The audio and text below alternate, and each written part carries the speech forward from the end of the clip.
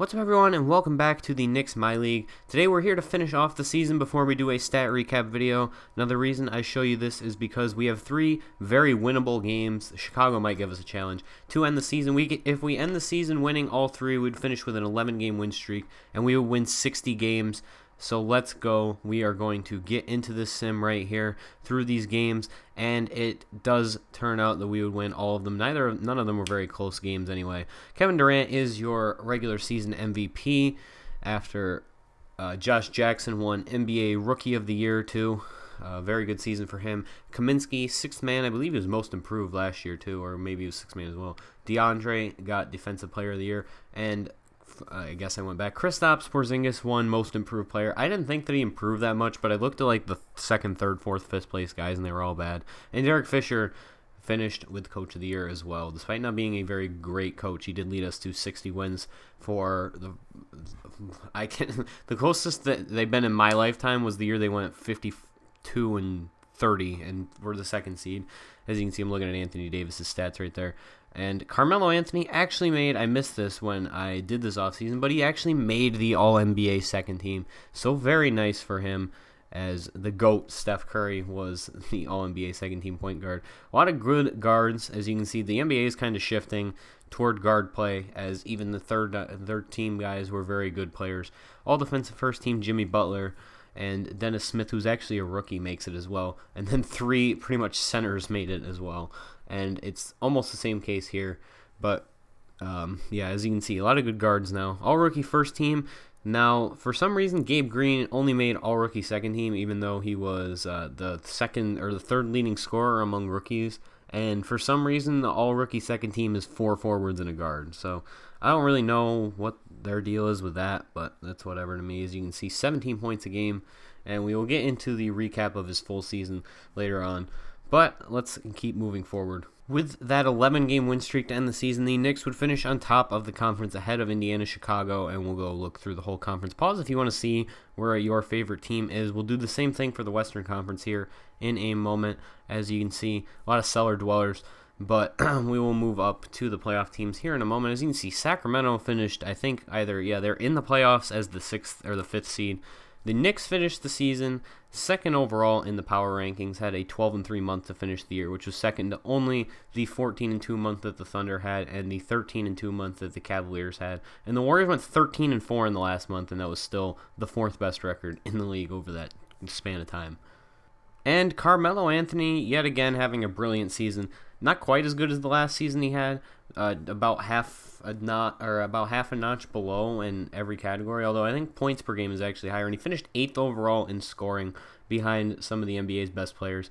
And I'd have to look, but I believe this is his first second team or any NBA team in this entire series. So very good season by him, yet again leading his team into the playoffs. And Hassan, not quite leading the league in rebounds, but still very solid. If it wasn't for a ridiculous season by DeAndre Jordan, he would be right there with the rebounding leaders. And Porzingis making him way up the totem pole, as he finished tied for 10th in rebounds when he was listed as 11th by percentage points, but he did have the same number of rebounds as Zach Randolph. So now let's move on to the Knicks individual leaders. Now this shows the top 8 players, and I know we have 9 rotation guys, but you can pretty much figure out who the missing guy is in any of these stats for the most part. For example, right here, Bismack Biyombo is below Kelly Olynyk, so you don't see him. But we had 5 guys average more than 10 points per game, including 2 guys who were coming off the bench. So I thought that was a very good showing for the team in terms of depth. We also had 2 guys averaging double figures in rebounds, and actually, if I showed per 36-minute stats, Bismack Biyombo was averaging 12 rebounds per 36 minutes, and I believe Whiteside and Porzingis were hovering around that total as well. So very, very good year rebounding-wise. You'll see later that we did have a very good rebounding year, although not quite as good as last year's when we were top of the league. And Whiteside and Porzingis both had 1.8 and 1.7 blocks per game. Surprising number 3 right here of Gabe Green, 1.2 a game. He really is the stat sheet stuffer, though. He is like one of everything almost. So very good season from him as a rookie. And here's a quick look at field goal percentage. Kind of bogged down from a couple guys who didn't necessarily play a whole lot of minutes. like Kendrick Perkins, sack rate, and Felton. They're all listed there. But you can still get a general idea of how our best players did. Whiteside with an uncharacteristically bad shooting year at only 510%.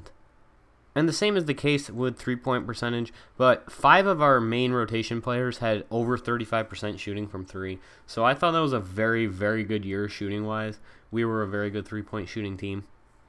And Kelly Olynyk was actually second on our team. It's the first year that we've had Avery Bradley that he shot over 35% from 3, so I'm very happy about that because that's actually what we acquired him to do, but he hasn't really been the strongest simulation three-point shooter in the world over that span of time, so that was nice to see that he finished somewhat close to the top of this leaderboard.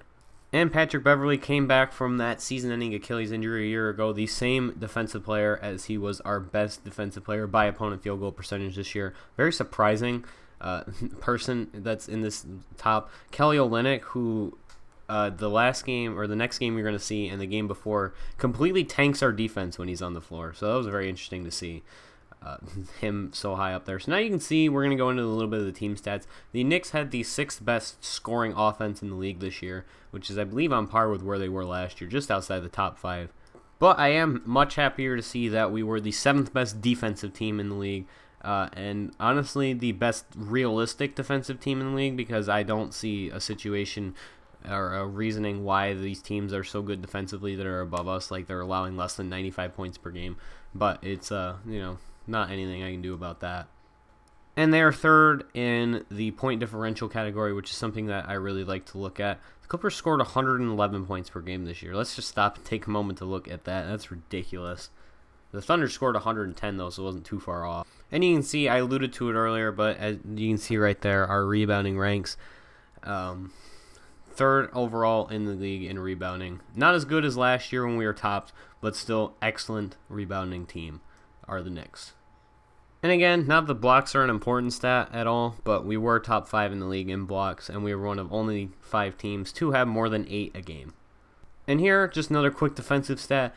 Just outside of the top 5 in opponents' field goal percentage, and it was under 45, which is the threshold for the minimum that I would want to shoot. So as long as we're playing at above average defense, I'm very happy with the way that this team has been playing. And so that wraps up the recap portion of this video. You can see right here the playoff tree and the various matchups that you are going to see unfold as you watch the playoff tree unravel. So thank you guys for watching. Hope you enjoyed, and stay tuned for the next episode where we will be taking on the Wizards. I'm not playing game 1s in this playoff. I'm only going to play elimination games. My reasons for that is that I want to start uploading the fantasy draft MyLeague that I started again at some point soon, and I want to speed up through the playoffs a little bit, considering that these early rounds aren't very interesting anyway. So thank you guys for watching. Hope you enjoyed. Stay tuned for game 4 against the Washington Wizards.